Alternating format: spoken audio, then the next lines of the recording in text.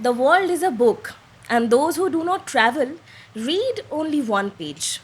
Saint অগাস্টিনের এই বিখ্যাত উক্তি আজকে আমার দুই অতিথির জীবনের মূল মন্ত্র।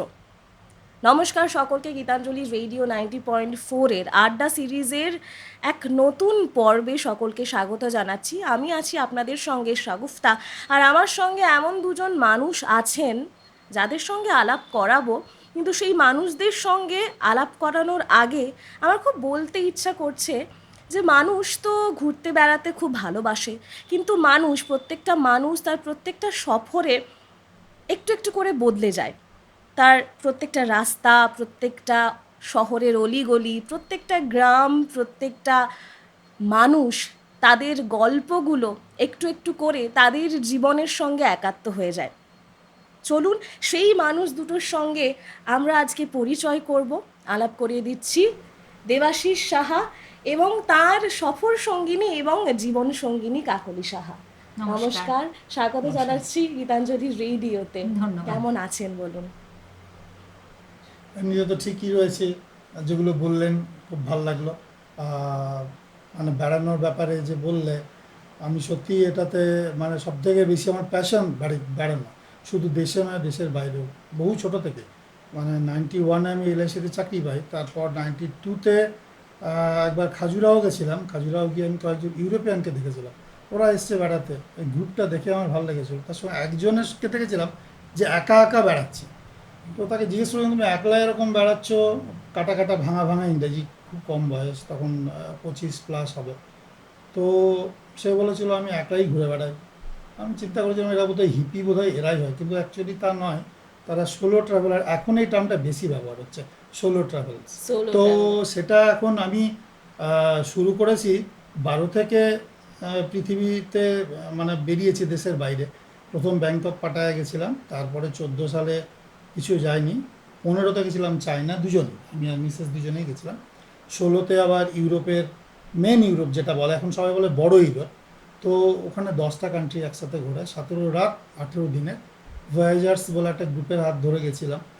পরবর্তীকালে আমি দেখেছিলাম যে তাদের সঙ্গে যেতে গেলে মানে ব্যাপারটা এমন হয়, আজ রাতে ঘুমাও, পরের দিন সকালে হয়তো রাত্রেবেলা মোজা করে ঘুমোতে হবে, এত ভোরে ডাকবে। তো দরকার নেই একলা কিছু বেরোই। তারপরে 17 সালে আমি বেরিয়েছিলাম প্রথম একা, শ্রীলঙ্কা যাই, সেই বছরই যাই ইজিপ্ট। তারপর এরকম আস্তে আস্তে করে একা একাই বেরোতে থাকি। আর কোভিডের জাস্ট ওপেন হচ্ছে, মানে কোভিডের পরে যখন সব কিছু খুলছে, তখন আমরা দুজন একটু সাহস নিয়ে বেরিয়েছিলাম মালদ্বীপ। এই হচ্ছে মানে সোলো ট্রাভেলিং এর আমি এখানেই আসবো যে আপনার এটা কিভাবে শুরু হলো। মানে আমরা দেখেছি সোলো ট্রাভেলিং, একা একা সবাই বেড়াচ্ছে, কিন্তু অ্যাজ আ হাজব্যান্ড ওয়াইফ এই যে কাপল ট্রাভেলিংটা, এটা কিভাবে এলো? এই একটু জার্নিটা শুনে। একটু ছোটোবেলা থেকে শুরু করি। আমার বাবা ইউকো ব্যাংকে চাকরি করতেন এবং এলটিসি পেতেন, এবং সেটা 2 বছর অন্তর অন্তর পেতেন।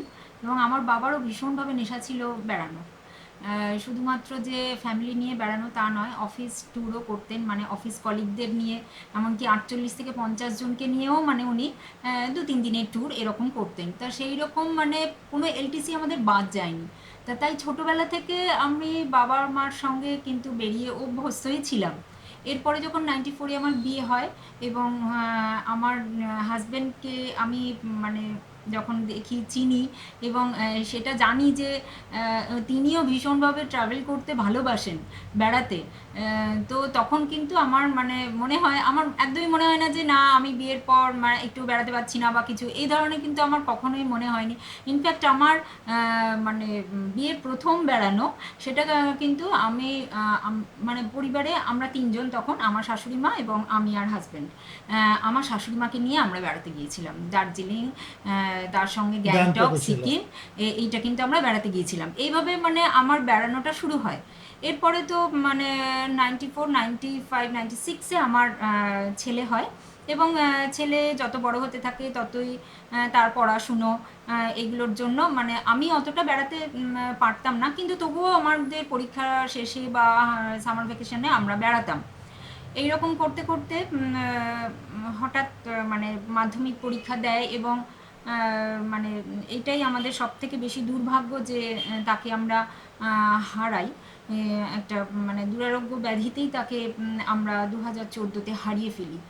এবং তারপর থেকে আমি অনেকটাই মানে নিঃসঙ্গ হয়ে পড়ি, আমরা দুজনেই নিঃসঙ্গ হয়ে পড়ি।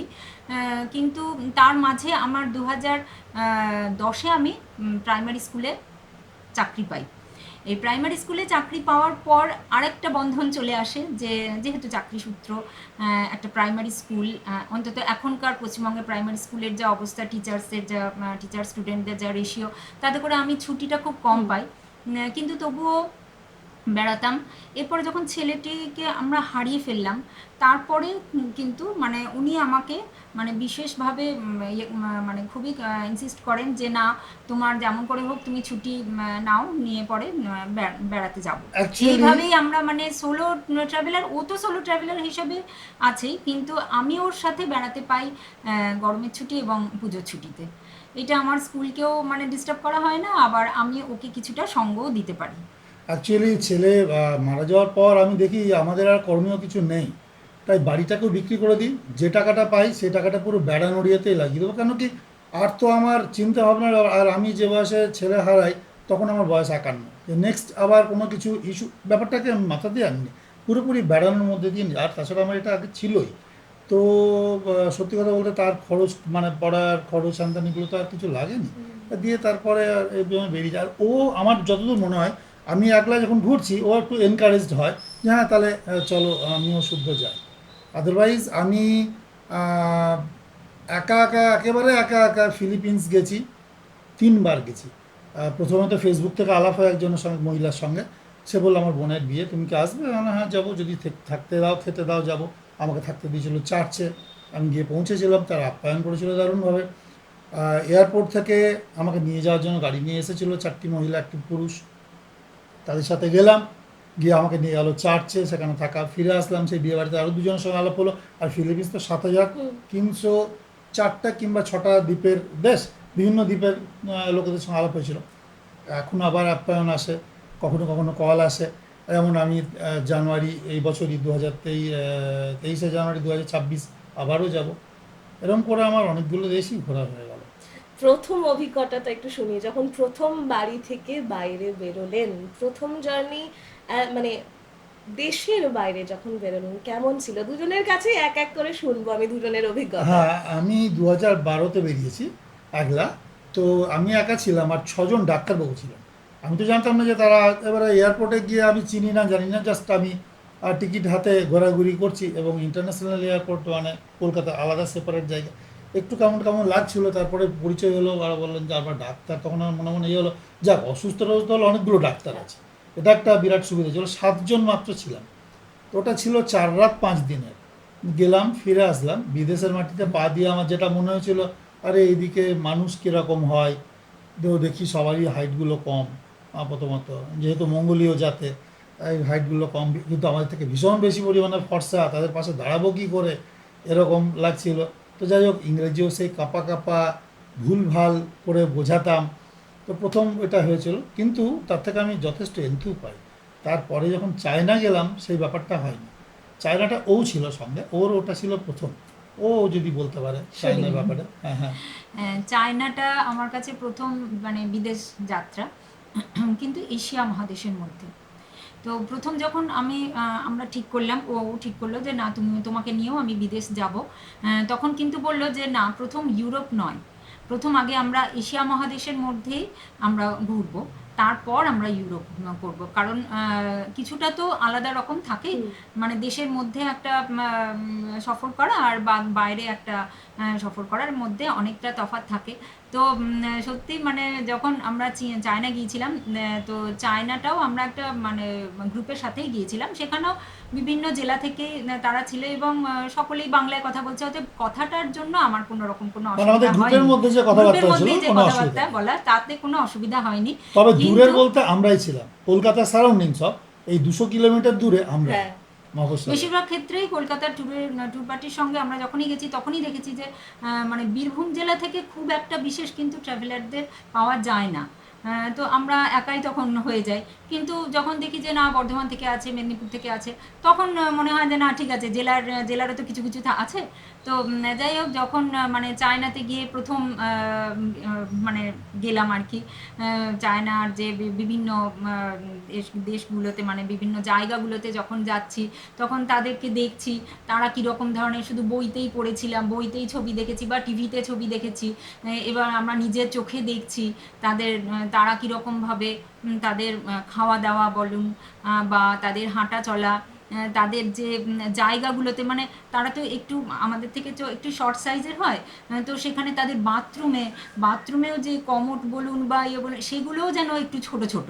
তারপরে যে আমরা মানে হোটেলে গেছি, সেখানে যে ড্রেসিং টেবিল বা কিছু, সেইগুলোতেও আমরা দেখছি মানে আয়নাগুলো একটুখানি যেন হাইটে শর্ট। তখন আমরা বুঝতে পারলাম না এখানকার লোকেদের জন্য তো তৈরি হয়েছে, এটা তো আর মানে বাইরের লোকেদের জন্য তৈরি হয়নি, সেই জন্য এই ধরনের জিনিস। এরপরে মানে ওদের নিজস্ব যে ভাষা, সেই ভাষাটায় আমাদের কিন্তু একটু সমস্যা হয়েছে। কারণ একটা ঘটনা বলি, যে আমরা একটা হোটেলে খেতে গেছি, হোটেলে তো মানে গ্রুপে যখন যাই তখন তো গ্রুপ থেকেই সমস্ত হোটেলগুলো অ্যারেঞ্জ করে দেয়, সেখানে খাওয়া দাওয়ার ব্যবস্থা। এবারে খাচ্ছি যখন, তখন আমরা কিন্তু ছোটো থেকে শুনেছিলাম যে চীনা জাপানিরা নুন খায় না, সেই জন্য তাদের নাকি গায়ের রং ভীষণ পরিষ্কার এবং স্কিন খুব সুন্দর। তো সেখানে আমরা দেখেছি কিন্তু টেবিলে কোনো নুনের পাত্র নেই, যে নুন আর গোলমরিচ যেটা থাকে, গোলমরিচটা আছে কিন্তু নুনটা নেই। এইবারে আমাদের তো, ওদের তো একটু আধ সেদ্ধ মতন খাবার, বিভিন্ন রকম সব সবজি সেদ্ধ, মানে সে শাক সবজি ডাঁটা দিয়ে সমস্ত সেদ্ধ, কিন্তু সবই আধ সেদ্ধ। কুমড়ো সেদ্ধ, লেটুস হ্যাঁ, পাতা সেদ্ধ, সমস্ত কচু কুমড়ো সেদ্ধ, কচু সব যেরকম সেদ্ধ আমাদের ছিল। দেশের ইয়ে হয় সেই রকমই, কিন্তু সবই কি আধ সেদ্ধ, এবং আধ সেদ্ধ এবং কোনো নুন নেই। এবার আমরা নুন খুঁজছি, এবারে হোটেলের ইয়েতে যাতে নুন যে আমরা চাইছি, কিছুতেই তাদের বোঝাতে মানে পারছি না ইংরেজি যে, বললেও ওরা এমনকি ইংরেজিটাও ইংরাজিতেও একদম বোঝে না। সল্টটাকেও তারা বুঝতে পারছে না। এইবার ও গিয়ে বলছে যে তোমাদের রান্নাঘরে নিয়ে চলো, সেটাও মানে খুব আকার ইঙ্গিতে বোঝাচ্ছে যে আমি তোমাদের একটু রান্নাঘরে নিয়ে চলো। তখন তারা রান্নাঘরে নিয়ে যায় এবং রান্নাঘরে বিভিন্ন মশলা তারা যখন দেখায়, তখন ওই নুনটাকে ও যখন দেখালো, তখন বললো ও ইয়ে মানে হচ্ছে ওদের নুন, এবার নুনের সঙ্গে ইয়ের কোনো তো সম্পর্ক নেই, সেই জন্য আমরাও বোঝাতে সেই পারছি জন্য না, ওরাও বুঝতে চায়নাটা পারছে না। তখন আমাদের জানলাম যে হ্যাঁ, ইয়ে মানে হচ্ছে নুন। তো ওদের সেই হচ্ছে নুনের আবিষ্কার আমাদের, সেই নুন নিয়ে আমরা মানে খাওয়া দাওয়ার ইয়েতে দিই। আর তার পরের ট্যুর ছিল 2016-তে, খুবই ভালো, মানে সম্ভ্রান্ত ট্যুর বলতে যা বোঝায়, ইউরোপ। সেটা ছিল একেবারে স্বপ্ন। গিয়ে যখন লন্ডনে নামি, মনে হচ্ছে স্বপ্ন দেখার মতন। রাস্তাঘাট ঝকঝক করছে, লোকজনদের আমরা চলাফেরা কোন মার্জিত। ইয়েটাতে এয়ারপোর্টে আমরা নেমেছিলাম, নামলাম হেথরোতে। হিথ্রোতে। হেথরোতে কিন্তু নামি। হিথ্রোতে নেমে কিন্তু আমার প্রথম এয়ারপোর্টটা ভালো ইয়েটা, লাগেনি। এয়ারপোর্টের মানে লুকসটা কিন্তু ভালো নেই, ভালো নয়। প্রথম হচ্ছে হিথ্রো এয়ারপোর্টে প্রচণ্ড ওপরে জ্যাম, এত জ্যাম যে আকাশেই মানে প্লেন ঘুরপাক ঘুরতে খাচ্ছে। থাকে, যে ল্যান্ডিং করার জন্য, ল্যান্ডিং করার আর জায়গা busy পায় না। হ্যাঁ, airport, এতটাই বিজি হিথ্রো এয়ারপোর্ট। কিন্তু তার হিথ্রো এয়ারপোর্টের থেকে কিন্তু আমাদের দেশের মানে দিল্লি বোম্বে এয়ারপোর্ট অনেক কিন্তু অনেক ভালো, অনেক অনেক সুন্দর, ভালো। অনেক ওটার সুন্দর। থেকে কিন্তু তারপরে হিথ্রো এয়ারপোর্টে নেমে যখন তো আমরা বাইরে গেলাম, সেটার মানে দৃশ্য একেবারেই আলাদা, মানে টেমস যে রাস্তাঘাট। নদী, হ্যাঁ, আর টেমস সেই নদী। যে তার যা ব্রিজ, সমস্ত কিছু। এবং তার পরের দিন আমরা স্টেনা লাইনে করে গেলাম, জাহাজ, 10 তলা 11 তলা জাহাজ ছিল, 4টে লিফট ছিল। সেই জাহাজে করে গেলাম নেদারল্যান্ডসে পৌঁছালাম। সেখানে তো টিউলিপের দেশ, তো যখন গেছিলাম তখন সামান্য টিউলিপ ছিল ঠান্ডার জন্য।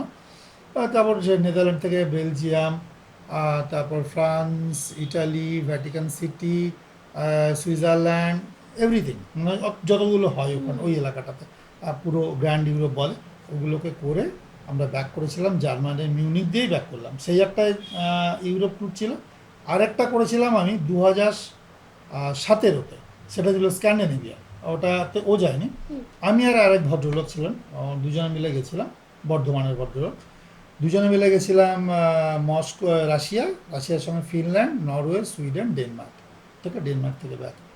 এরকম করতে করতে আজকে আমার ভালোই লাগে, মানে আপনাদের বলতে বা প্রত্যেককেই বলতে, যে ইউরোপের 22টা দেশ ঘুরলাম। টোটাল দেশ আছে ইউরোপে 50খানা, আর এশিয়ার 15টা ঘুরলাম, আর আফ্রিকান কান্ট্রিও ঢুকেছি। আফ্রিকার 6টা দেশ ঘুরেছি। ইউরোপের দেশে, ইউরোপে যখন মাটিতে পা দিই, তখন কিন্তু আমার একটা মানে আলাদা অনুভূতি হয়েছিল যে সত্যি এটা একটা আলাদা মহাদেশ। মানে সত্যি এতে তাই। এশিয়ার মধ্যে আমরা আছি। তখন চীন জাপান এগুলোকে মনে হয় কি আমাদের মানে প্রতিবেশী একদম, হ্যাঁ, না, এটা এটা আমাদের প্রতিবেশী, হ্যাঁ। একই কালচার, একই এরকম থাকবে। কিন্তু যখন ইউরোপের মাটিতে পা দিলাম তখন তো সত্যি পৃথিবীর মানে দিন রাতের পার্থক্য, হ্যাঁ একেবারেই দিন রাতের সময়ের পার্থক্যটা এত মানে চেঞ্জ হয়ে গেল। হ্যাঁ। মানে অদ্ভুতভাবে মোবাইল কিন্তু নিজস্ব টাইম নিয়ে নিল।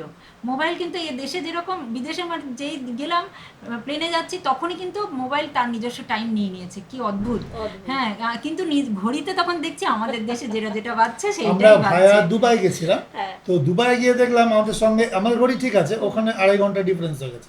আবার দুবাই থেকে যখন লন্ডন পৌঁছালাম সেখানে দেখছি আবার 5.5 ঘন্টা ডিফারেন্স হয়ে গেছে। এই ডিফারেন্স মানে ইভেন এটা ভাবতে খুব মানে ভালো লাগছিল, অবাকও লাগছিল যে তাই তো একদম। পৃথিবীর তাহলে এই প্রান্তে এখন সূর্যটাকে দেখা যাচ্ছে, তাই পৃথিবীর এইদিকে দিন আর আমাদের ওইদিকে রাত। মানে সত্যি পৃথিবী যে গোল এবং সব জায়গাতেই যে মানুষ থাকছে আর ঘুরছে। সেইটাই মানে আর ঘুরছে, এটা হ্যাঁ এইটা কিন্তু আমাদের খুব ভালো লেগেছিল, খুব মানে আসার অবাক সময় করেছিল আরেকটা এটা। ভালো জিনিস দিল, সিটের সামনের সিটে ইন্টারন্যাশনাল ফ্লাইটগুলো হয়, সামনের সিটের পেছনে একটা মনিটর দেওয়া থাকে। ওখানে গান শোনা যায়, সিনেমা দেখা যায়, সবই হয়। ওখানে দেখছি ফ্লাইট মোডে যে আমি কত স্পিডে যাচ্ছি, বাইরের টেম্পারেচার কত, -58 কি -40। আরেকটা রোদ্দুর মানে যেদিকটা ছায়া হয়ে আসে, আমরা অন্ধকার থেকে আলোর দিকে আসছি, আর ছায়া আরেক দিকটায় আলো, মানে আমরা আসছি তো পশ্চিম থেকে পূর্ব দিকে, আর পৃথিবীটা ঘুরছে সেভাবে। আবার ওই ব্যাপারটা সব থেকে বেশি লেগেছিল অবাক, যে আমরা অন্ধকার থেকে আলোর দিকে আসছি, রাতটা দিনটা যেন তাড়াতাড়ি চলে এলো। আর যখন যাচ্ছিলাম তখন রাত ফুরোচ্ছেই না, ফুরোচ্ছেই না, ওদিকে মানে যখন রাত পূর্ব থেকে আসছে। পশ্চিমে, পূর্ব দিকে আমাদের যখন রাত, তখন তো রাতেই পশ্চিমে বেরিয়েছি, আস্তে আস্তে আর করে ওখানে- রাতের দিকে যাচ্ছে। এবার যত আমরা পশ্চিম দিকে যাচ্ছি রাত আর শেষ রাতই হচ্ছে না, শেষ রাত আর হচ্ছে শেষ না। হচ্ছে না, এইরকম এই ধরনের এইগুলো। অনুভূতিগুলো হয়। আর রিসেন্টলি এলাম গত মাসে, গেছিলাম আমরা বলকান প্লাস ইস্ট ইউরোপ, মানে এখান থেকে গিয়ে নামলাম বার্লিনে। বার্লিনে, জার্মানি। বার্লিন থেকে নেমে গেলাম ওখানে হাঙ্গেরি, বুদাপেস্ট, মানে হাঙ্গেরির রাজধানী Budapest, Slovenia, check. Check Republic, আর ছিল অস্ট্রিয়া। অস্ট্রিয়া ছিল, এরম করে জার্মান হয়ে। জার্মান দিয়ে আবার ব্যাক করলাম, আমরা মিউনিক দিয়ে ব্যাক করলাম। এটা ছিল ইস্ট ইউরোপ, এটাও খুব ভালো। ইস্ট ইউরোপ সঙ্গে বলকান। এটা একটু এইটাও- শুনি অভিজ্ঞতা, একটু খাবারের অভিজ্ঞতা শুনতে হ্যাঁ, খুব ইচ্ছে করছে। খাবারের অভিজ্ঞতা ঠিক।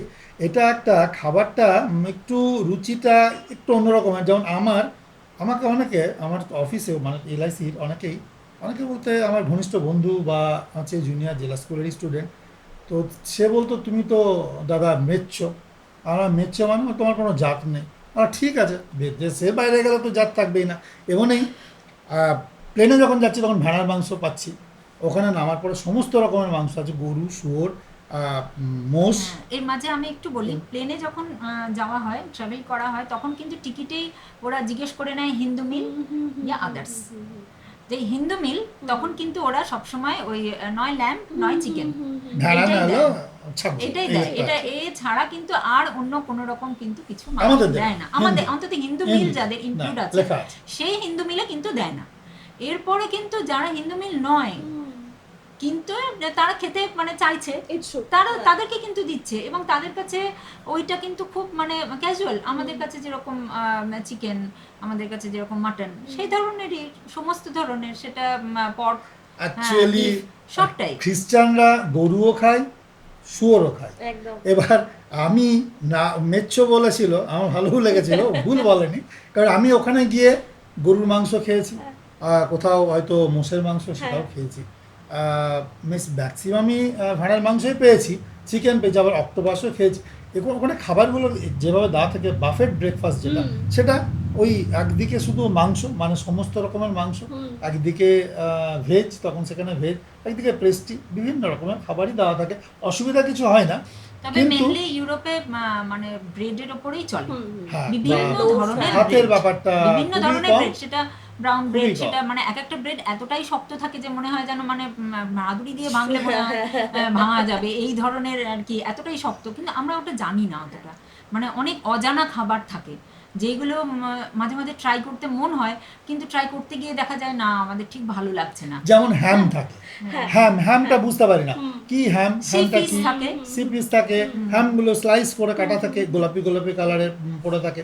আচ্ছা, কিন্তু তার ম্যাক্সিমাম পট থাকে, না, পথটা পটের বেশি, কিন্তু যেটা বেশিরভাগ আমার আইটেম থাকে।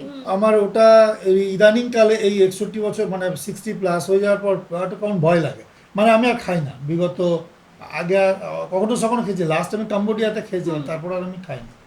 তো খাবারের অসুবিধা হয় ভেজিটেবলস না। থাকে, বিভিন্ন রকম ভেজিটেবলস থাকে, কিন্তু সেটা একদম হালকা সেদ্ধ, এবং সেদ্ধ করে অলিভ অয়েলে টস করে দিয়ে Toss একটু নুন করে গোলমরিচ, steamed। ব্যাস। মানে কোনো মশলা নেই, যে জিরে ধনে মিশিয়ে যে একটা বিশাল কোনো গ্রেভি দিয়ে, বাঙালিদের তো একদম হ্যাঁ কষি হ্যাঁ হ্যাঁ, রান্না, কষি ওটা রান্না, তো নেই। ওই ধরনের জিনিস কিন্তু নেই। আর এবারে মানে অ্যাভিয়ানার সঙ্গে চিকেন গেছিলাম, সব কিছু দেয়, অ্যাভিয়ানা সব ফ্রাই এই ধরনের। অ্যাভিয়ানা হলিডে কলকাতা, বেশ ভালো এখন নাম করা।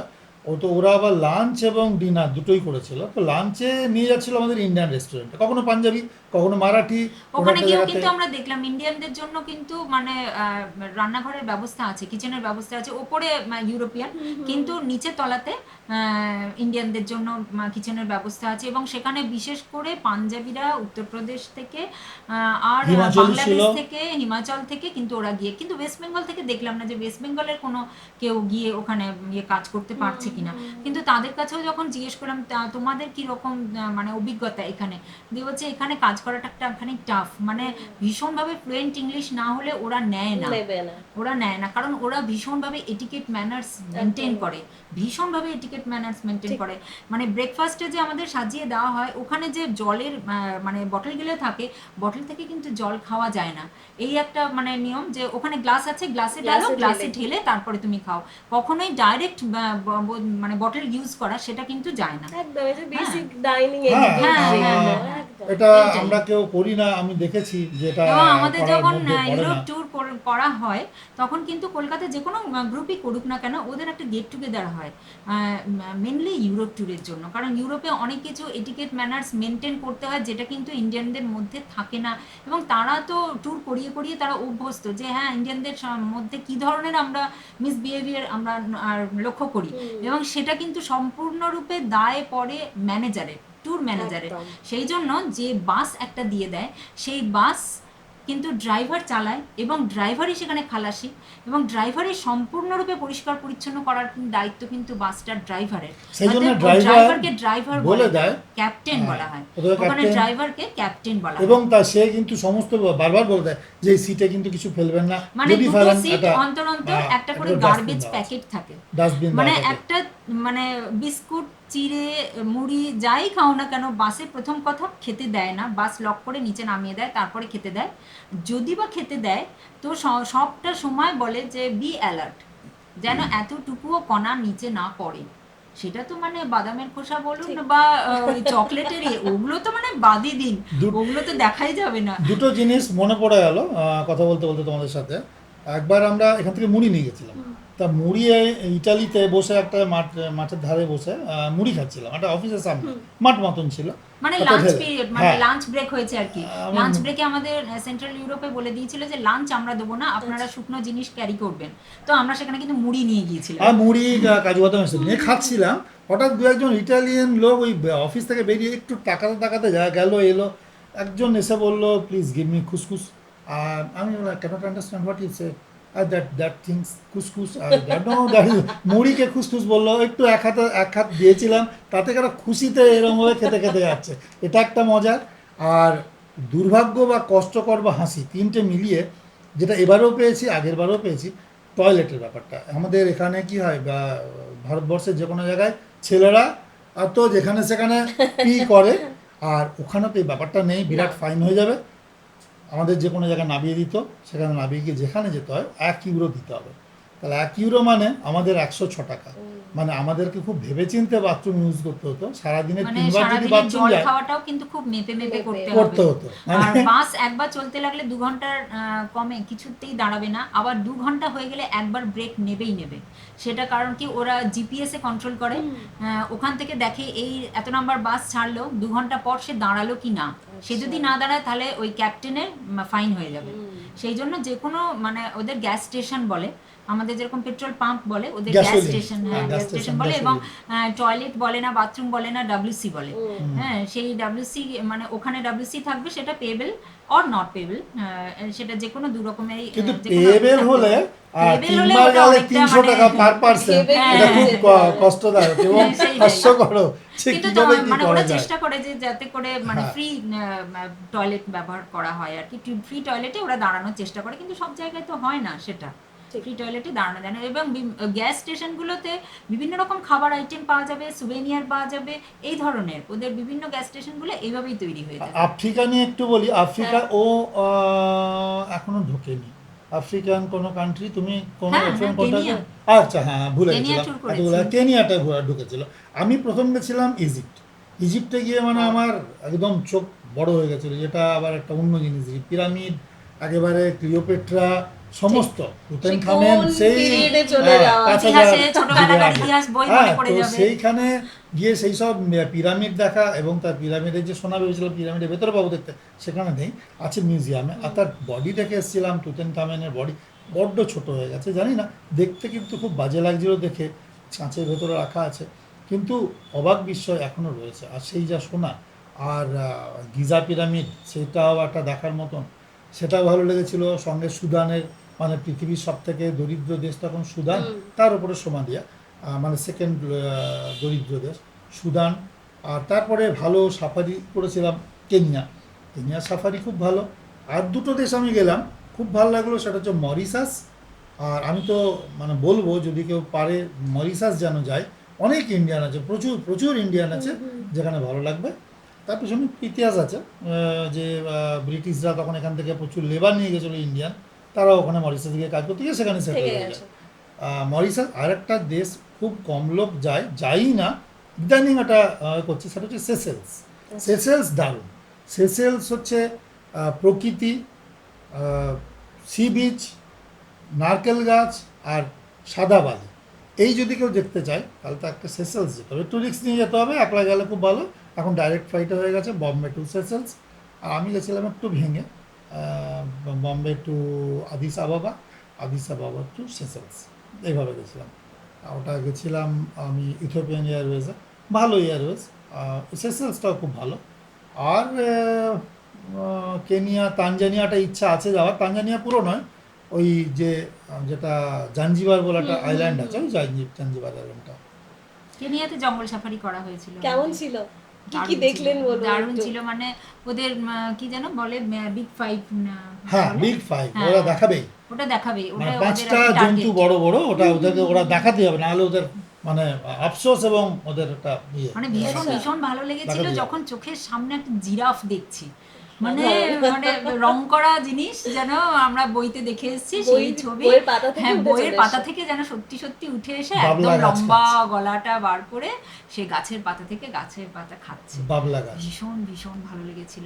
মানে জিরাফ আর জেব্রা, জেব্রা মনে হচ্ছে মানে ভগবান কি মানে রং করেছে, মোম দিয়ে মোম রং করে মোম দিয়েছে, রং করে সাদা আর দিয়েছে। কালো, সাদা আর কালো। আর- জেব্রা ক্রসিং, যেটা সত্যি ঠিক। জেব্রা ক্রসিং দেখে আমি জেব্রা দেখে বুঝতে পারলাম zebra crossing, what is zebra crossing.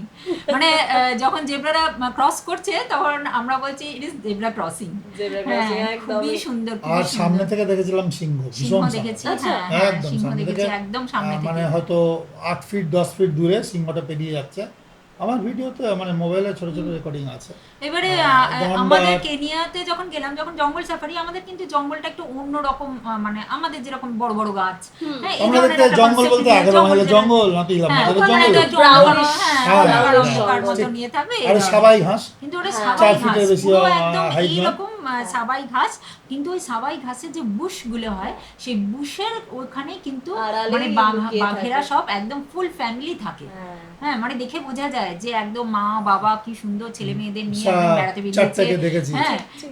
এই ধরনের খুব সুন্দর দুটো লাগে। মুখোমুখি বাঘ, তার বাচ্চা কাচ্চা খেলছে, তারা যেন গার্ড দিচ্ছে, এরকম বাঘও দেখেছি। আর ওটা দেখাবেই 5টা, ওই হাতি, তারপর গন্ডার, গন্ডার যে সিংহ, বাঘ আর জিরাফ, এই জিরাফ। 5টা ওদেরকে দেখাতেই হবে, তাহলে ঘুরিয়ে বেড়াচ্ছে এখানে নয় ওখানে। আর ভালো লেগেছিল মাসাই মারা, মানে মাসাইদের বাড়ি ভালো লেগেছিল, মানে চোখে দেখেইছিলাম বাড়িগুলো হাইজেনিক বলে মনে হলো না, একটাই দরজা, জানলা টানলা নেই, মানে ওটাও কি বিশাল একটা এখনো লম্বা। পর্যন্ত পৃথিবীতে ওরা এত পৃথিবীর সভ্যতার দিকে এগিয়ে গেছে কিন্তু তারা তারা কিন্তু এক্সিস্ট করছে, এখনো হ্যাঁ, একবারেই এক্সিস্ট করছে না। তারা এখনো পর্যন্ত কাউ ব্লাড খাওয়াচ্ছে বাচ্চাদেরকে যাতে করে শরীর শক্ত হয় এই রকম ইয়ে।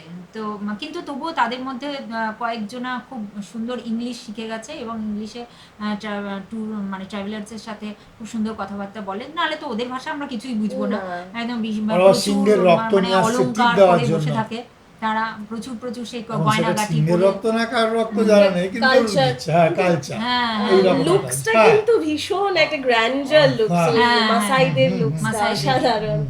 আচ্ছা, বুঝতে এই ট্যুর গুলো যখন প্ল্যানিং হয় নিশ্চয়ই বেশ অনেক দিন আগে হ্যাঁ। থেকে হয়, একটু খাতাপত্র নিয়ে বসা হয় তো? হ্যাঁ, আমি কেমন তো হয়? সবসময়। কে আমি- আগে মানে থেকে? এইটা নিয়ে তো কোন দেশ যাব সেই দেশে নিয়ে ও পড়াশোনা করতে বসে যায়, প্রচুর পড়াশোনা করতে কার হয়। কি কি দায়িত্ব থাকে একটু শুনি। মানে আমার কিন্তু পড়াশোনার দায়িত্ব দায়িত্ব সম্পূর্ণরূপে ওর।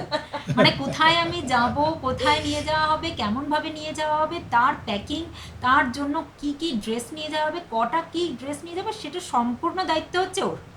আমি যেমন এবারে গেলাম তো এতটা ঠান্ডা, বললাম দুজনেরই ইয়ের মানে গরম জামা কাপড়গুলো এক জায়গায় থাক, আর যার যার জিনিস যার যার জায়গায়, এবং কবে কোনটা পরা হবে ঠিক সেই ধাপে ধাপে সারিয়ে রাখি, এইটা এই ডেটে সেটা ঢুকে গেল। আমার অফিসে একজনের নাম না করলেই পারছি না, ছোটোবেলাকার বন্ধু প্রিয়ব্রত, এই পাড়াতেই বাড়ি, বাবু প্রিয়ব্রত আমার কাছে অফিসে চলে আসতো। কিন্তু তোমার এবার কি কি দেখি, তোমার পঞ্চবার্ষিকী পরিকল্পনা আগামী 5 বছরে কোন কোন দেশ আছে করে দেখি, ডায়েরিটাতে আমি লিখে লিখে রাখতাম। তবে ভীষণভাবে পড়াশোনা করতে হয়, হ্যাঁ, যে দেশ আমাকে- যাওয়া হবে সেই দেশ সম্পর্কে বিভিন্ন তারা কি বিভিন্নভাবে পড়াশোনা করতে পছন্দ হয়। করে, কি বিশেষ করে ধরনের- পড়াশোনা করতে ওকে বেশি দেখেছিলাম ইজিপ্টে, কারণ ইজিপ্টে ভীষণ শক্ত শক্ত শক্ত নাম, কিন্তু প্রচুর পড়াশোনা করেছিল। কিন্তু আমি অতটা কিছু করি না, আমি মানে জানি যে ও যখন জানে তখন আমাকে ঠিক বলে বলে দেবে তখন আমি ঠিক জেনে যাব। কিন্তু মানে ও খুবই বলে যে যখনই কোনো দেশ যাওয়া হয় তার আগে কিছুটা পড়াশোনা না করে গেলে গাইডরা যখন বলে তখন কিছুই বুঝতে কিছু পারা বোঝা যায় যাবে না। হ্যাঁ। কিচ্ছু এবার বোঝা যায় না। যেমন এই কিছু যে বোঝা যায় জার্মানে না। এবার গিয়ে বিএমডব্লিউ কার ফ্যাক্টরিতে নিয়ে গেল, সেখানে বিএমডব্লিউ গাড়ি, বিএমডব্লিউ গাড়িটা কোথাকার, ভক্সওয়াগন কোথাকার, এই যে এখন আমাদের দেশে চলছে এটা কি জানো, ভক্সওয়াগনেরই সব Mercedes আছে, না Audi ওটা আছে। যে অডি রয়েছে, সবই এগুলো ভক্সওয়াগনেরই বাচ্চা, মানে ওরই মনোগ্রামের, সব বিভিন্ন মনোগ্রামের। তো এটা যদি না একটু জানে, ও জানার কথা না, কিন্তু তাও বলি যেগুলো জেনে না, তাহলে কি হবে, গাড়ি যখন দেখবে সে যখন ডেমো দেবে একটু বুঝতে পারবে যে এটা তারপরে যে কোথাকার। হিটলারের কনসেন্ট্রেশন ক্যাম্প, আচ্ছা, এই সম্পর্কে যে অসাধারণ, মানে হ্যাঁ। একটু একদম। একটু না জানলে, না, না। হিস্ট্রি পড়েছি ঠিক কথাই, কিন্তু একটা আবার সেটাকে জায়গায় যখন ঝালিয়ে যাচ্ছে নেওয়া। ঝালিয়ে নেওয়া, হ্যাঁ, যে এই জায়গায় গেলে তুমি এইটাকে দেখতে পাবে। আমার পায়ের প্রবলেম, মানে হাঁটুতে আমার অস্টিও আর্থারাইটিস, তার জন্য আমি বিশেষভাবে মানে আর যেতে পারি না, বা সবসময় দেখি যে বেশি ওয়াকিং ট্যুর যদি হয় তাহলে আমি সেখানটা অ্যাভেল করতে পারি না। কিন্তু তবুও এই সমস্ত বিশেষ বিশেষ জায়গায় তখন মনে হয় যে না, এইখানটায় না গেলে তো মানে এটাকে দেখাই হবে না, এগুলো তো ইতিহাসের বইতে সেই পাতাতে পাতাই রয়ে যাবে, যখন এসছি এত দূরে তখন একবার দেখে যাই। তো সেই জন্য পড়াশুনোটা মানে খুবই করেই যেতে হয় আরো একটা ওখানে। প্রশ্ন করতে খুব ইচ্ছা করছে, মানে এখন আমরা দেখছি মানে আমাদের মতো বয়সী যারা মানে ইয়াং জেনারেশন যারা, তারা দুজন মানে কাপল মিলে যাচ্ছে, ট্যুর করছে, ট্রাভেল করছে। আপনারা দুজনে যখন একসঙ্গে যাচ্ছেন, বলে নাকি একসঙ্গে ঘুরতে গেলে সম্পর্ক খুব ভালো হয়, মজবুত হয়।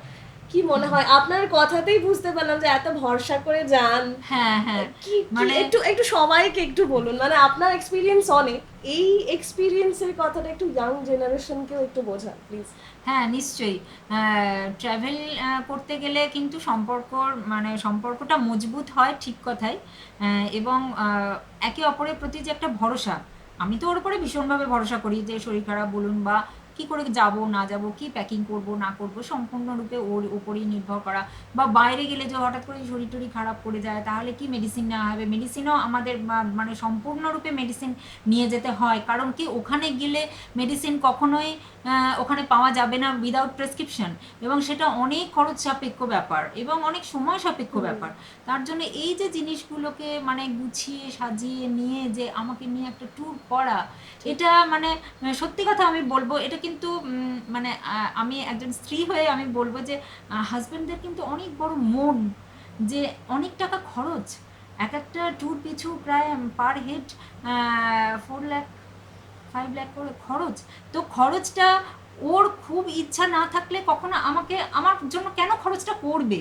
এই যে খরচ করে আমি শুধু একা দেখবো না, তুমিও দেখো, তবেই তো দুজনে মিলে দেখে সেই আনন্দটা পুরোপুরি উপভোগটা করতে পারবো। এই যে উপভোগ করার আনন্দটা, সেটা সত্যি মানে না একসঙ্গে ট্রাভেল করলে কিন্তু এটা পাওয়া যায় না। ও অনেক সময় আমি যেতে পারি না, ও যায়, এসে পড়ে তখন গল্প করে, একটা গল্প শোনা আর একসঙ্গে সেই জিনিসটাকে দেখা, এর মধ্যে অনেক তফাৎ আছে। তো সেই জন্য নিশ্চয়ই বলবো যে একে অপরের প্রতি মানে ভরসাটা অনেকটাই বাড়ে। হয়তো সংসারের খুঁটিনাটি প্রতিটা সংসারে শান্তি অশান্তি থাকেই, কিন্তু যখন বেড়াতে যাওয়া হয় তখন কিন্তু একে অপরের প্রতি নির্ভরতাটা অনেকটা বেড়ে যায়, একদম। এবং তখন দুজনে মিলে কিন্তু একসঙ্গে সেটাকে উপভোগ করা যায়।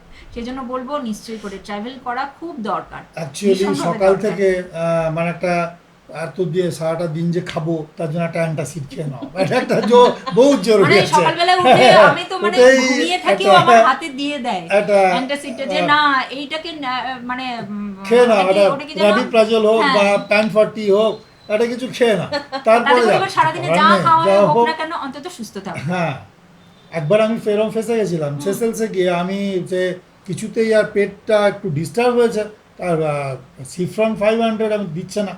সিফ্রন 500 আমি জানতাম যে একটু জয়ী দিদার ভালো, কিছুতেই দেবে না, একটা প্রেসক্রিপশন চাই। মোবাইলে একটা প্রেসক্রিপশন তোলা ছিল ছবি, সেটা দেখাতে তার মধ্যে হয়তো ওই জাতীয় কোনো ওষুধ দেখেছে, তখন দিল।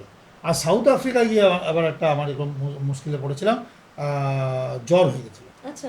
সাউথ আফ্রিকা দিয়েছে, জ্বরের আর ট্যাবলেট কিছুতেই ইয়ে হয় না। আমরা 4 জন গেছিলাম, একটা হাজব্যান্ড ওয়াইফ গেছিলাম আমার সাথে কলকাতার, আমি আর একজন ডাক্তারবাবু। সে ডাক্তারবাবু বলছেন এই ওষুধটা নিয়ে এসো, কিন্তু সেই ওষুধ আর আমাকে ওর দোকানে কিছুতেই দেয় না। লাস্টে একটা অন্য একজনকে ধরে, সে ড্রাইভারকে ধরে, ম্যাথিউস নাম ছিল, সে ড্রাইভার কিনে এনে দিল। যে ডাক্তারবাবু বলছে আচ্ছা তার চেহারা আর তোমার চেহারার মতো অনেক তফাৎ আছে তো, বিশাল চেহারা, আমার মনে হয় তুমি হাফ খাও। সে আমি বললাম, তাহলে কী করবো, গোটাটা খাবো না? বলে না, তুমি গোটাটা খাবে, হাফ এখন খাও, হাফ আবার রাতে খাবে। এইভাবে কাটাতে হচ্ছে। ভয়ও লাগে বাইরে গিয়ে কোন ওষুধ কিসে লাগবে, কোনটা কীভাবে, এই রিস্কগুলো নিতে হয়। আমি রিস্ক নিয়ে নিই। আমার অফিসার একজন বন্ধুর নাম করতেই হচ্ছে, নিমাই নাম। সে প্রায় বলে, দেবাশিস তুমি কিন্তু এখন আর একা যেও না, তুমি এই যে একা একা চলে যাচ্ছ এই বয়সে, তুমি যদি পড়ে যাও হোটেলের মধ্যে, রুমের মধ্যে, কে তোমাকে দেখবে? এটা ঘটনা হতেই পারে, কিন্তু আমি দেখি যা হবে উপরওয়ালা দেখবে। সে জেসাস হোক, আল্লাহ হোক, আর ভগবান হোক, যে হোক দেখবে। যা হবে হবে। চলো এখন বেড়ানোতে যতদিন পারছি তখন ঘুরে নিই, হ্যাঁ, না পারলে সেটাই তখন তো মানে যতদিন শরীর সুস্থ থাকছে ততদিন মানে আমিও চাই যে ওর আমার থেকে ওর প্যাশনটা বেশি বেড়ানোর, ও আমাকে মানে বলে বলে নিয়ে যায় আর কি। হ্যাঁ, তো হ্যাঁ, ইচ্ছা না থাকলেও অনেক সময় শারীরিক কারণে আমি যেতে পারি না, তখন কিন্তু চিন্তাটা হয়, কি হ্যাঁ, করছে, কোথায় আছে। হ্যাঁ সেটা তো নিশ্চয়ই চিন্তাটা তো খুবই হয়। কারণ কি আমি আগে জেনে নিই যে ও কোন ট্যুর পার্টির সঙ্গে যাচ্ছে। কিছু বাকি যদি একা হয়, গেলে তখন আবার হ্যাঁ কোথায়, এটা কোন একা গেলে হোটেলে। তখন আমি মানে সব খবরাখবর নিয়ে নিই, কলকাতার কোন ট্যুর পার্টির সঙ্গে যাচ্ছে। কিছু যদি হয়, অ্যাক্সিডেন্ট যদি কিছু একটা হয়, তাহলে না, আমি ও কোথায় জিজ্ঞেস খবরটা করছে নেব। সোলো ট্রাভেল যখন আমি করছি, হ্যাঁ, ট্যুর সোলো পার্টির ট্রাভেল সঙ্গে যখন না। ও করছে তখন ট্যুর পার্টি যে নয়, যখন একলা। আমি কাকে ফোন করে ওর খবরটা হ্যাঁ, পাবো, হ্যাঁ। এইটা আমার সব থেকে বড় চিন্তা অ্যাকচুয়ালি ও হয়। নিয়ে নেয় কি, হোটেলের নামগুলো নিয়ে নেয়, যে এই হোটেলে তুমি থাকছো পুরো একা। আইটিনারিটা আমার কাছে হ্যাঁ, থাকে, এবং এবার তুমি হোটেলের কোথায় নামগুলোও যাচ্ছ। থাকে, আর কোন ট্যুর পার্টি নিয়ে যাচ্ছে, বা আরেকটা কি করে দেয় যেন, ট্যুর পার্টি ছাড়া উনি ও ট্যুর জিজ্ঞেস পার্টি, করছে, হ্যাঁ ট্যুর ট্যুর পার্টি পার্টি ছাড়া কিন্তু কি করে দেয় যার জন্য ও যাওয়া হয়। এখান থেকেই মানে সমস্ত ব্যবস্থাটা করে দেয়। হ্যাঁ, হ্যাঁ, এবার যে ওখানে হোটেলের ব্যবস্থা করে দিল, কিন্তু ও যাচ্ছে customised tour customise tour. Customise tour হচ্ছে সেই ট্যুর পার্টির কোনো ম্যানেজার সঙ্গে যাবে না, সোলো ট্রাভেল করবে, কিন্তু কাস্টমাইজ হবে কলকাতা থেকে। আচ্ছা আচ্ছা। এবারে কি আমি কিন্তু যা কিছু অসুবিধা হবে আমি কিন্তু ওই কলকাতার ওই ভদ্রলোককেই ফোন করব যে আপনি যে কাস্টমাইজ করে দিয়েছেন কোন হোটেলে আছে না আছে, তাহলে সেখানে গিয়ে সেটাই যোগাযোগ করুন। সেটা আমার বিপদের ক্ষেত্রেই হোক বা তার বিপদের ক্ষেত্রেই হোক। দুটো জায়গাতে ও একটু চিন্তামুক্ত থাকে আমার মনে হয়। সেটা হচ্ছে ফিলিপিন্সটা আমার একটা হ্যাঁ, যেন আত্মীয়র ভাব ফিলিপিন্সটাতে হয়ে গেছে। মানে না আমার কেন চিন্তামুক্ত থাকি, কারণ কি এটা ফেসবুকে আলাপ হয়েছে, এবং সেই পরিবারের সেই লোকরা ফ্যামিলিতে অনেকে আছে, মানে ভদ্রমহিলা তার তিনিও ভীষণভাবে মানে তার ভাই বোন মা বাবা সবাইকে নিয়ে উনি থাকেন। হ্যাঁ, এবং প্রত্যেক দিন তার সঙ্গে প্রথম যখন ইংরেজিটা শিখেছে, ইংরেজিতে মানে সেরকমভাবে ভালো আমি এখনো পর্যন্ত বলতে পারি না, আর কিন্তু ফ্লুয়েন্সি ওর যখন এসছে fluency ফিলিপিন্সে কিন্তু আসতে ওই পারে। ভদ্রমহিলার সঙ্গে কথা বলে, হ্যাঁ খুব তার মানে সঙ্গে এও ভুলভাল কথা কথা বলে, বলতো। গল্প করে। আমি মানে পাশ থেকে হাসতাম যে মা এত ভুলভাল বলছো কেন, আমি নিজে বলতে পারি না। হ্যাঁ, কিন্তু এখন বলতে বলতে ও বলে যে না, আমার প্রত্যেকদিন সন্ধ্যেবেলায় ওর সঙ্গে আমি কথা বলি, আমার ইংলিশ ক্লাস হয়। এই ইংলিশ ক্লাস করতে করতে সেই ভদ্রমহিলার সঙ্গে আমারও পরিচয় হয়েছে, এবং ওনার কাছে যদি ও যায় আমি নিশ্চিন্তে থাকি ঠিক। যে ও যদি কিছু শরীর খারাপ হয় বা যা হয় হোক না কেন উনি দেখবেন, সেই জন্য আমি নিশ্চিন্তে থাকি। তার নাম মিন্ডা, আচ্ছা খ্রিস্টান, তার নাম আচ্ছা। মিন্ডা। সে মিন্ডা বাড়িতে 3 বোন, তারা ভাই, তার মেয়েও আছে। তার মেয়েটা বেশ সুন্দর, আর 17-18 বছর বয়স। আমার কাছে আসে কখনো কখনো, ড্যাডি ড্যাডি করে। তো যাই হোক, সেটা করে, মানে ভালো লাগে। ও খুব মানসিক শান্তি পায়, হ্যাঁ, এবং ও মানসিক- যদি মানসিক শান্তি পায় সেখান থেকে আমি খুব শান্তি পাই, যে হ্যাঁ ও মানসিকভাবে শান্তিতে আছে। খুব সত্যি ও কথা। এইটাই। ওর হোয়াটসঅ্যাপ থেকে কল হয়, ওর হোয়াটসঅ্যাপ থেকে ওখান থেকে কল করি পপিকে, পপি আবার এখান থেকে ওখানে মানে আর কথা হয়। নতুন কোনো কোনো- সিম নিয়ে যায় না, ও যে আর একটু ইয়েতে, ফিলিপিন্স গেলে আর নতুন কোনো সিম নিয়ে যেতে হয় না, কারণ ওই ভদ্রমহিলা মানে তো আছেই, ওইখানেই সিমে খাই। কাজ হয়ে যায়। ওই বাড়ি থাকি এক জায়গায়, আবার কখনো ওদের বাড়িতে থাকি, 3 তলা ঘর। বাড়িগুলো ভাড়া দেয়, একটা করে রুম। আমার কাছে কোনো টাকা পয়সা নেয় না, কখনোই নেয় না, উল্টে অনেক কিছু জিনিসও দেয়। আমিও নিয়ে যাই এখান থেকে অনেক জিনিস, যেগুলো পাই, যেমন ঘি নিয়ে যাই। গতবারে ও ঘি বানিয়ে দিল বাড়ি থেকে, সেই ঘিটাকে আমি নিয়ে গিয়ে দিলাম। ও বললো আমি তো ঘি, এটা দারুণ জিনিস, এটা কি করে খায় দেখায়, যেতে মানে ওই ওটা দেশে জানা আবার নেই। সবজিপাতি ভীষণভাবে অভাব আর কি, সবজিপাতির হ্যাঁ। প্রচুর দাম, তখন ও দেখায় যে দেখো আমাদের দেশে কত সবজিপাতি কত কম দাম। ফুলকপি হ্যাঁ। 20 টাকা, ওখানে দাম 170 টাকা ইন্ডিয়ান এরকম। মার্কেটে। তো হয়। আমরা আমাদের মানে ফেসবুকে এই ধরনের আলাপ হয়ে আমরা বুঝতে পারি যে বিভিন্ন দেশের কিরকম ট্যালি করে, মানে দামে তফাৎ হয়, বা ওদের দেশে কি সবজি হয়, আমাদের দেশে কি সবজি হয়, এরকম মানে যেন পুরো পৃথিবীটাই হাতের মুঠোর মধ্যে চলে ঠিক আসে। একদমই। হ্যাঁ, আমি হ্যাঁ, এরকম। ফেসবুক দিয়ে, অনেকে তো বলে ফেসবুক, হ্যাঁ ভুলও হয়, তবে আমি ফেসবুক দিয়ে কিন্তু 4টে দেশ অলরেডি দেখেছি নিজে নিজে গিয়ে। এই ফিলিপিন্স, ইন্দোনেশিয়া মুসলিম কান্ট্রি, কিন্তু এত ওদের আপ্যায়ন, আর তারা বিষ্ণু পুজো করছে, তারা গণেশ পুজো করছে, আমার এটা অবাক লাগে। ফিলিপিন্স এটা, সাউথ আফ্রিকাটা, আর এই যাব, হয়তো বা পৌঁছাবো বলে আমি টিকিটও কেটেছি মস্কো। জানি না, সে তো এখন প্রতিদিনই বলছে আসো, আমরা ওরা ভাই বোন থাকে আর মা, তো বলে আসো আমরা দেখাবো। ঠিক আছে, নর্দার্ন লাইন্স দেখাবো। আমি আশা করে আছি যে মার্চের 13 তারিখে বেরোবো। মানে এরকম। আমাদের দেশে যেরকম বিভিন্ন মানে প্রচুর এই স্কুটার মোটরসাইকেল হ্যাঁ। এইসবে, আমরা কিন্তু ইউরোপে গিয়ে একদম উল্টোটা দেখি।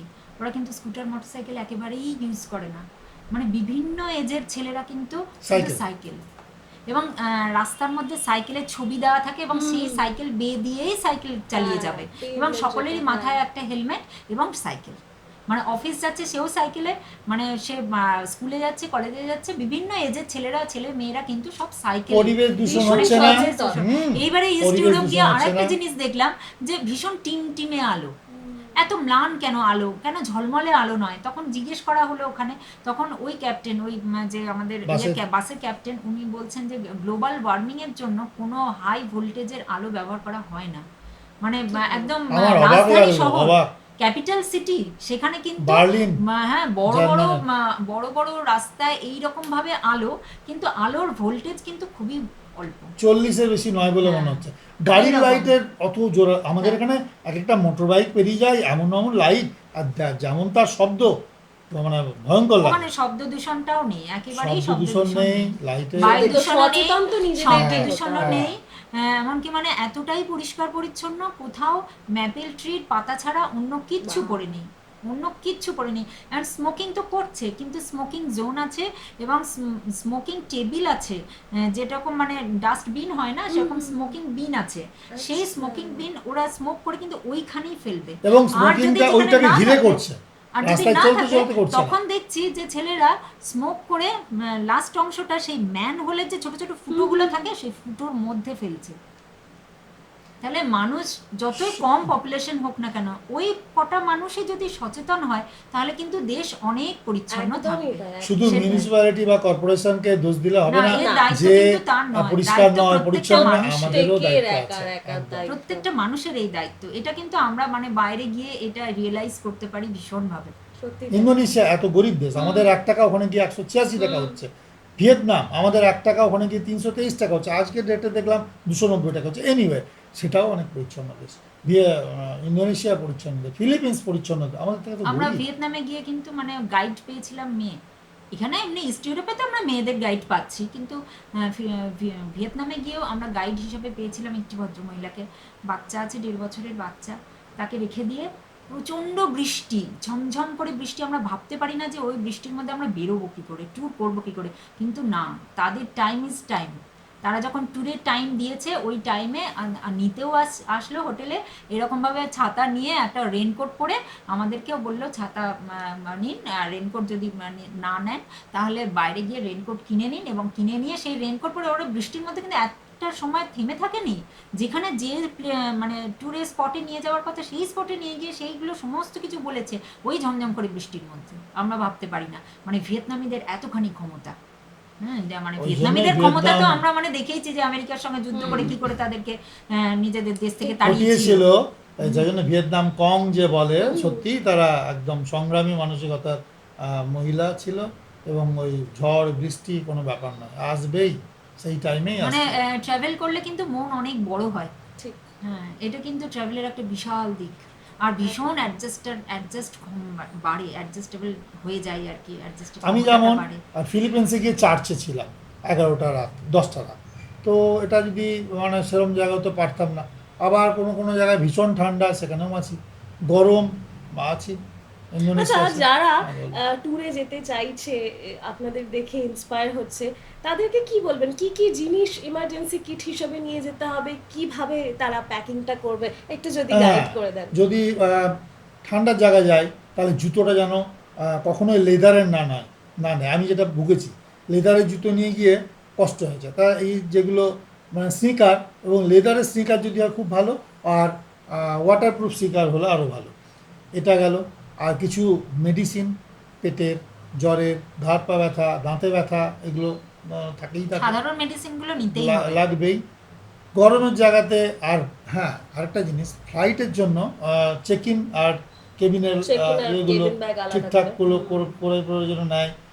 যত লাইট নিয়ে যেতে পারবে তত মঙ্গল, যত কম হুম। হয় ততই মানে মঙ্গল। লাগেজ যত হালকা হবে যত হালকা। তত ট্রাভেলটা সুন্দর হবে, ভালো হবে, আরামদায়ক হবে। হ্যাঁ, আরামদায়ক হবে। কারণ ওখানে হ্যাঁ। কেউ দেখে না তুমি কটা জামা পরলে, তোমার জামাটা কেমন, এটা কিন্তু কেউ দেখে না। কোনো কমপ্লেক্সে ভোগার ব্যাপারটা নেই। ওটা যেন কেউ না ভোগে, কেউ যেন না ওটা তো ভোগে। কেউ ভোগে না। ওখানেও আমরা গিয়ে দেখেছি কেউ মোটা সেও কমপ্লেক্সে ভুগছে না, যে রোগা সেও কমপ্লেক্সে ভুগছে না, যে কালো সেও কমপ্লেক্সে ভুগছে না, যে ফর্সা সেটা তো এমনিই ফর্সা, তাদের তো ওয়েদার অনুযায়ী ফর্সা হচ্ছে। সো ওই সবগুলো নিয়ে কোনো কমপ্লেক্সে ভোগা না। সেই জন্য যত লাইট মানে লাগেজ নেওয়া যাবে ততটাই কিন্তু ট্রাভেল সুন্দর হবে। হুম। আর অনেকে ফটোর জন্য বিভিন্ন রকম জামা কাপড় নেয়, তো হ্যাঁ, এই ফটো তুলবো, ওই ফটো তুলবো। যারা ট্যুরিস্ট হবে তারা কিন্তু এটা নেবে। যারা Exactly, আমি ট্যুরিস্ট, এটাই বলছিলাম, ট্যুরিস্ট আর ট্রাভেলার কিন্তু হ্যাঁ, হ্যাঁ, আলাদা। আমাদের ডিফারেন্স। আলাদা। আমি নিজেকে এখন মনে করি আমি কিন্তু ট্রাভেলার, আমি ট্যুরিস্ট নই। কারণ আমি যাচ্ছি, সেই জায়গার সঙ্গে মিশে যায়, সেই দেশের সঙ্গে লোকেদের সঙ্গে মিশে যায়, মিশে গিয়ে তাদের বাড়িতে কেউ যদি ডাকে খেতেও চলে যায়। ইভেন আমাদের দেশে কয়েক বছর আগে গ্যাংটক গেছিলাম, সেখানে ভাইফোঁটা চলছিল। তো আমি দেখছি আর বেশ কিছু লোক গলায় গাঁদা ফুলের মালা পরে ঘুরে বেড়াচ্ছে। আমি জিজ্ঞেস করলাম, ये सब क्या है, क्यों ये सब लिया? बोला आज भाई टीका है ना। तो हम बोला हमको मिलेगा, हाँ जाओ, कहीं पे जाओ, मिल जाएगा। আমি গেছি তার বাড়িতে, একজন বাড়িতে ঠকঠক করেছি, একদম অজানাভাবে, আর চিনি না, এরাও ছিল সঙ্গে, আরেকটা আমরা ফ্যামিলি সবাই ছিল। ছিলাম। ठक कराते दरजा खुललो, क्या चाहिए? हम भाई टीका मिलेगा, क्यों नहीं, आइए अंदर आइए। আমি গেলাম পেলিংয়ে, সেখানে গিয়ে ভাইফোঁটা দিয়েছিল 3-4টে মেয়ে, সবাই মিলে আমাকে ভাইফোঁটা দিয়েছে, আমাকে আরেকজনকে বিভিন্ন কালারের ফোঁটা দিল। আর ভেড়ার মাংস দিয়েছিল, আর ওদের মানে ইয়ে অনুযায়ী একটা বিয়ারের বোতল, একটা ওয়াইনের মানে অ্যালকোহলের বোতল দিয়েছিল। যাই হোক, আমরা 5,000 টাকা দিতে গেছিলাম, নেবে না, 5জন ছিলাম, নেবে না, কিছুতেই নেবে না। 1,000-3,000 টাকা দিয়েছিলাম, নিয়েছিল, দিয়ে চলে এসেছিলাম। তো এটাতে লজ্জা করলে চলবে না। ট্রাভেলারদের মোটামুটি এই ব্যাপারটা থাকে না যে আমি দুটো খেতে দিন, একটু ঠিক। জল দিন, একটু থাকতে দিন, যদি থাকতে দেন ভালো হয়, হ্যাঁ তাহলে এটা হয়। আমি এটা কিন্তু করি অনেক জায়গাতে। এখন ফেসবুকে আমি জেনে নিই, আমি যাবো, থাকতে দেবে তো, খেতে দেবে তো, দুটো বা একবেলা খেতে দেবে। আর আমি মুড়িটা নিয়ে যাই, হ্যাঁ। এটা কিন্তু ঘটনা। আমার 1 কিলো মুড়ি, খেজুর, কাজু বাদাম, কি বল, কুমড়োর বীজ, পামকিন সিড, pumpkin seeds। আর কিছুটা ছোলা, শিক্ষা সঙ্গে সামনে থেকে কেনা ছোলা, ভাজা। এইসব নিয়ে আমি বেরিয়ে মানে যাই। ড্রাই খাবারগুলো ক্যারি হ্যাঁ, করবে। ড্রাই খাবার সবসময় ক্যারি করতে হবে। মানে কারণ এটা কখন হঠাৎ করে খিদে তারা লাগলো। স্টক দেবে, খাবার জায়গায় নিয়ে যাবে, তার থেকে একটুখানি কিছু ড্রাই খাবার সঙ্গে, এটা যারাই ট্যুর করতে যায় তারাই মোটামুটি ভাবে ক্যারি করেই। ইজিপ্টে যেমন হিবিস্কাসের লাল লাল একটা করে গ্লাসে করে, যেখানে আছে ওয়েলকামিং ড্রিঙ্ক লাল, আর এটা কি বলছি, হিবিস্কাসে যাও, জবা ফুল বেঁটে জবা সেটা ফুলের। করেছে। হুম। তো ওটা খেতে একটু মুখ ঠেকিয়ে কষা কেরম লাগছে, ভয়ও লাগছে বেশি, যে খাবো কি হবে না হবে, হালকা ঠেকিয়ে হয়তো একটু খেয়ে ছেড়ে দিলাম, কিন্তু তখন খিদে লাগছে, তখন ওই হিবিস্কাসের খেয়ে জুস খেয়ে কিছু হবে না, মুড়ি চাই, ও মুড়িটা বার করলাম। বাঙালি আর তো হ্যাঁ, এটা একটা চাই, এটা না হলে হবে এবং না। স্পেসিফিক্যালি বীরভূম বা এটা চাই। সেইটাই। আচ্ছা, ট্যুরে গিয়ে কখনো ঝগড়া করেছেন? ঝগড়াঝাটি হয়েছে? ঝগড়াঝাটি হ্যাঁ। ফটো তোলা নিয়ে ঝগড়াঝাটি মানে ও এতটাই পারফেক্ট যে আমি ওর কিছুতেই পারফেক্ট ফটো তুলতে পারি না, তার জন্য দারুণ ঝগড়াঝাটি হয়, তার জন্য আমার মন খারাপও হয়। কিন্তু এই করতে করতে মোটামুটি ভাবে একটু ফটো তুলতে পেরেছি। এখন মোটামুটি ভাবে পারি। আর হ্যাঁ, এই ধরনেরই ছোটখাটো ঝগড়াঝাটি, কিন্তু ঝগড়াঝাটি একদমই লেন্দি করি না, কারণ আমার ট্যুরের আনন্দটা হবেও না সেটা। মানে ফটো আগে তোলা মানে যাবে। আবার ব্যাপার আছে, ফটো তোলা মানে নিজের নয়, মানে আমার ফটোটা ভালো করে তুলতে পারছে না, কালো আসছে, নাহলে হচ্ছে black আসছে, ওর ফটো আমি আমারটা তুলতে পারছি না, আমার ফটো খুব সুন্দর তুলে দিচ্ছে, কিন্তু ওই একই পজিশনে ওর ফটো আমি তুলতে পারছি না, এই এইটা নিয়ে দারুণ ঝগড়া হয়ে যায়। এটা তো মুশকিল। আমি দেখবো পরে, হয়তো কিছুদিন দেখবো, তারপর মুছে দেবো, কিন্তু যতটুকু দেখি, আমি তো যেটুকু বেশি স্মৃতি ফটো পাই, থাকে। তখনই প্রথমে আমি প্রিয়ব্রতকে পাঠাই, ওকে আমার খুব ভালো লাগে, ও আমাকে এনকারেজও করে, এনকারেজ করার কিছু লোক থাকে তো, তার মধ্যে প্রিয়ব্রত সিনহা একজন। না, আমরা আমার যখন ভীষণ- রেডি হই তখন কিন্তু ওই আগে ঘুম থেকে উঠে পরে নিজের বাথরুমের কাজ সেরে নিয়ে তারপরে আমাকে সময় দিয়ে দেয়। হ্যাঁ, যে তাহলে ঠিক আছে, এবারে তারপরে তুমি এবারে সময় নিয়ে করো, কিন্তু একটা সময় বেঁধে দেয়, হ্যাঁ 7:30টার মধ্যে একদম পুরো রেডি হয়ে কিন্তু নিচে নেমে চলে যেতে হবে, কারণ ব্রেকফাস্টটা শুরু হয়ে যায়, ঠিক। ওটা একদম পুরো টাইম ধরে ইয়ে করা হয়। এই ব্রেকফাস্টে একটা দুর্ভাগ্য আছে, আমরা একবার ফ্রান্সে ব্রেকফাস্ট করতে নেমেছি প্যারিসে, মনে পড়ে গেল, ফার্স্ট নেমে গিয়ে খেতে গেছি, তো হঠাৎ করে একজন মহিলা বললেন, না আপনাদের এখানে না, কেন হয় না, বলছে Indians and Asian every people have to go another place. তো আমি ওখানে দেখলাম একটা মানে ভাগ ব্যাপার আছে, মানে আচ্ছা। ইউরোপিয়ানদের জন্য আলাদা জায়গায় আচ্ছা। খাবার সেম, হ্যাঁ। কিন্তু ইউরোপিয়ানরা বসছে এক জায়গায়, পাকিস্তান মানে ইন্ডিয়ান, চায়না, মানে পাকিস্তান, এশিয়ানরা- এছাড়া আলাদা। এশিয়ান কান্ট্রিদের জন্য আলাদা করে একটা দিচ্ছে ওরা। এই ব্যাপারটা আমি ফ্রান্সেই প্যারিসেই পেয়েছিলাম, মানে আর যেহেতু কোথাও ওরা ফার্স্ট পাইনি। ওয়ার্ল্ডের মানুষ, হুম, তার জন্য আমাদের সম্ভবত এশিয়ান তাই কান্ট্রিদের হবে। একটু আলাদা যে করে দিচ্ছে, একটু- কারণ ওই যে সেই একই চলে আসে এটিকেট ম্যানার্স, আমরা ভীষণভাবে মানে ওটা ওরা চিন্তা করে। কথাবার্তা একটু উঁচু উঁচু লাউড উচ্চ ভয়েসে স্বরে, বলি, হ্যাঁ, একটু হেসে কিন্তু ফেলি। হ্যাঁ ওইটাই আর কি, আর ওরা চামচটা ঠিক ভীষণভাবে বেশি রাখবো হ্যাঁ, কি না, হ্যাঁ, ফিনিশ হলো হ্যাঁ, সেটা রাখবো। সেইটাই, আর ওরা তো ভীষণভাবে ম্যানার্স মেনে চলে না, আর তারপরে সেই ফিসফিস করে কথা বলে, ওদের এরকম আর কি। কথাবার্তা আমার একটা হাস্কি ব্যাপার থাকে, হ্যাঁ, জোরে হ্যাঁ। কোনো ব্যাপার থাকে না, তো জোরে যে কোনো কারণে মানে জোরে ওরা- হর্ন বাজে না হ্যাঁ। ওদের, জোরে কোনো গলা দিয়ে হর্ন আওয়াজ নেই। বেরোয় না। আর সেটা আমরা ভারতীয়দের বাঙালিদের একটু আইল্যান্ড বলতে সত্যি সাজানো গোছানো আইল্যান্ড, মালদ্বীপ, অনেকেই এখন যাচ্ছে, মালদ্বীপ সত্যিই ভালো, কিন্তু ওটা গুছিয়ে রাখা। আর নমেডিক যদি দেখতে হয় তাহলে সেসেলস বা ফিলিপিন্স, এই দুটো। আরেকটা আছে যেটা বাঙালিরা যাচ্ছে, বালি। বালি ঠিক আছে, কিন্তু বালির সঙ্গে যদি যোগজাকার্তা বা সুমাত্রা, বর্ণীয় এগুলো করতে পারে আরও ভালো। এখানে ভারতীয় সভ্যতা পাওয়া যাবে, যেমন আমাদের চোল রাজা শৈলেন্দ্র, রাজা শৈলেন্দ্র ওখানে গিয়ে রাজত্ব করেছিল, এটা যেমন ওখানে বোঝা যায়। তার তৈরি মন্দির আজও রয়েছে জাকার্তাতে, জাভাতে, এগুলো দেখলে ভারতীয়রা ভালো ভালো লাগবে। তবে এই যে ইতিহাস একটু না পড়লে হবে না, ঠিক। এগুলো তবে কখন যতই পড়া- মানে বাইরে যাই, বাইরে ঘুরি, বাইরের দেশ দেখি, হ্যাঁ পরিষ্কার পরিচ্ছন্ন, খুবই ভালো লাগে, কিন্তু তবুও কিছুদিন নিজের পরে তখন মনে হয় না দেশের আমি আমার টানটা। দেশে ফিরি। না না, হ্যাঁ, সেটা তো হবে, এটাই আমার সেটা তো দেশে ফিরি, হবে। কারণ আমার দেশে যে স্বাধীনভাবে আমি চলাফেরা করতে পারি সেইটা বিদেশে গিয়ে কিন্তু হয় না। শুধু মনে হয় এখানে এই করবো ফাইন হয়ে যাবে, ওখানে ওই করবো ফাইন হয়ে যাবে, এই ধরনের আর কি, মানে একটা ধরাবাঁধার মধ্যে যেন আমরা ঘোরাফেরা করি। না, টানটা তো এবং যাবে না। হ্যাঁ, হ্যাঁ, সেইটাই। আর কারণ তারপরে তারপরে কি এই আমি দিনে সিউড়ির রাস্তায় যখন যখন হাঁটি, তখন তো কাউরির না কাউরির দিকে তাকে 10 জন পেরিয়ে গেলে 8 জনের দিকে ঘাট তো নাড়তেই হয়, বা দেখা হলো গল্প হয়, সেটা তো আর ওখানে হয় না। হ্যাঁ, সেটা তো তারপরে হয় হাঁটা না। চলা, আমরা বাঁদিকে অভ্যস্ত, অনেক জায়গায় ডান দিকে অভ্যস্ত। হ্যাঁ। ওরা, আমি যেমন ফিলিপিন্সে গিয়ে আমার এই বান্ধবীর গাড়ি আছে, তার আমাকে গাড়িটা দিয়েছে, আমি চালাতে পারছি না, কেন কি স্টিয়ারিংটা ওদের বাঁদিকে, আমাদের এখানে স্টিয়ারিংটা ডান দিকে, আর ওরা ডান দিক ঘেঁষে চালায়, আমরা বাঁদিক আমরা ঘেঁষে তো মানে চালাই। ওখানে গিয়েও Total রাস্তা ব্যাপারটা। চলতে চলতে সেই বাঁ দিকেই চলে যাচ্ছি, কিন্তু সেটা তো নয়, ওটা তো ডান দিকে যেতে হবে, এই ভুলগুলো হয়ে যায়। তখন মনে হয় বাবারে এবারে ছাড় বাবা, এবারে ঠিক আছে, অনেক হয়েছে দেখা, নিজের দেশে ফিরি। তবে সত্যি আমাদের ভারতে হেন জিনিস নেই যে নেই, সেটা প্রাকৃতিক বৈচিত্র্যই হোক আর যাই হবে হোক, কিন্তু আর সংস্কৃতির হ্যাঁ, বৈচিত্র্য সংস্কৃতির একেবারে বৈচিত্র্যই খাওয়া, হবে হোক, খাওয়া বালির দাওয়া, চর, জি। আইস ক্যাপ মাউন্টেন, ডেজার্ট, সব কিছু, সবটা ফরেস্ট, আছে। সব। সবটাই বৈচিত্র্যের আছে। মধ্যে ঐক্য আছে, আমরা হ্যাঁ, শেষ হ্যাঁ, পর্যায়ে পৌঁছে গেছি।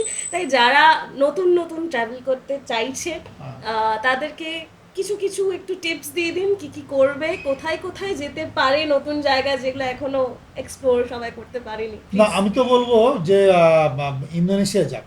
কারণ কি, ইন্দোনেশিয়ায় অনেকটা আনন্দ লাগবে যে আমাদের টাকাটা বাড়ে, এবং তুলনামূলক টাকাটা বেড়ে গিয়ে যে জিনিসটা কিনতে যাবে সেটারও বেশি দাম দিয়ে কিনতে হয়তো, কিন্তু তাও আমার হাতে সাশ্রয়টা থাকে। বালিতে অনেক ইন্ডিয়ান লোক রয়েছে, তারা রেস্টুরেন্ট করে আছে, হোটেল করেছে, যেমন বালির জিয়াকুটা, ওটা লিজ নেওয়া আছে ইন্ডিয়ান মানুষের। মহারাষ্ট্র হোটেল আছে, তার পিছনে রেস্টুরেন্ট, সেটাও আছে। এই ইন্দোনেশিয়া গেল, ভিয়েতনাম গেল, এশিয়ার মধ্যেই থাকলো, মোটামুটি কালচার এক। এইগুলো যাক। শ্রীলঙ্কা যাক, ভীষণ ভালো লাগবে। শ্রীলঙ্কায় সব কিছু আছে। ইউরোপ কান্ট্রি কিছু কিছু দেশ আছে গেলে ভালো, যেমন চেক খুব একটা ইয়ে নয়।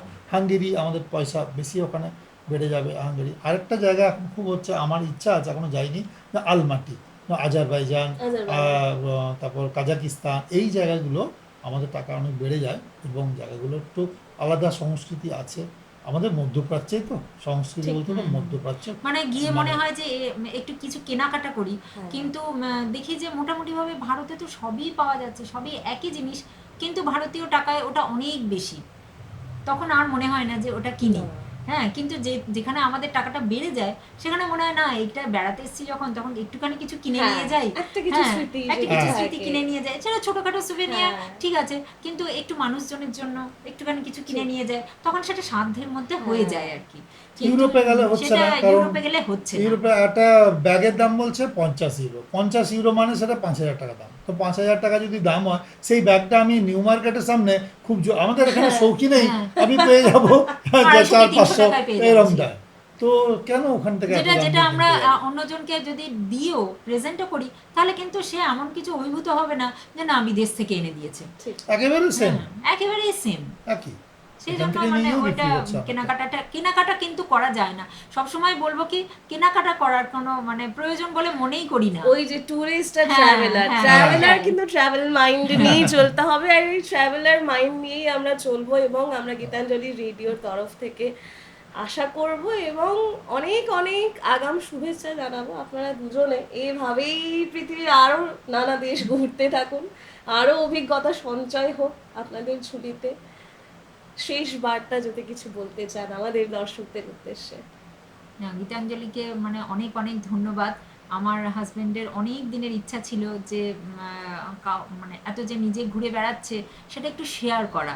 হ্যাঁ, কারণ আমরা ছবি তুলি, ছবি মুছে দিই, ছবি ফেসবুকে দিই, হয়ে যায়, মুছে যায়, কিন্তু এই যে শেয়ার করা একটা ব্যাপার, এটা অনেকের মধ্যে ছড়িয়ে দিতে চেয়েছিল অনেক দিন থেকে। এটা যে আমাদের গীতাঞ্জলি এই মানে ইচ্ছাটা আমাদের পূরণ করলো, তার জন্য অনেক অনেক ধন্যবাদ। আর বেড়াতে যাওয়ার জন্য বলবো যে সবসময় যেন লাগেজ ছোট ছোট হয়, আর একটা যেন মেডিসিনের কিট থাকে, ওটা যেন অবধারিত, আর জুতোটা যেন স্নিকার হয়। আমি এই 3টে জিনিস বুঝে নিয়েছি, 3টে জিনিস খুব দরকার।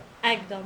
দেবাশিস বাবু এবং কাকলি দিকে আমাদের অনেক অনেক শুভকামনা থাকলো, আগাম শুভেচ্ছা থাকলো। বেড়াতে থাকুন এবং শরীর সুস্থ থাকুন, এটাই নিশ্চয়ই। কামনা। আপনারা আমাদের সঙ্গে থাকুন যেভাবে আছেন, সুস্থ থাকুন আপনারাও, শুনতে থাকুন 90.4 গীতাঞ্জলি রেডিও। আজকের মতো এখানেই বিদায় নিতে হচ্ছে সকলকে, নমস্কার।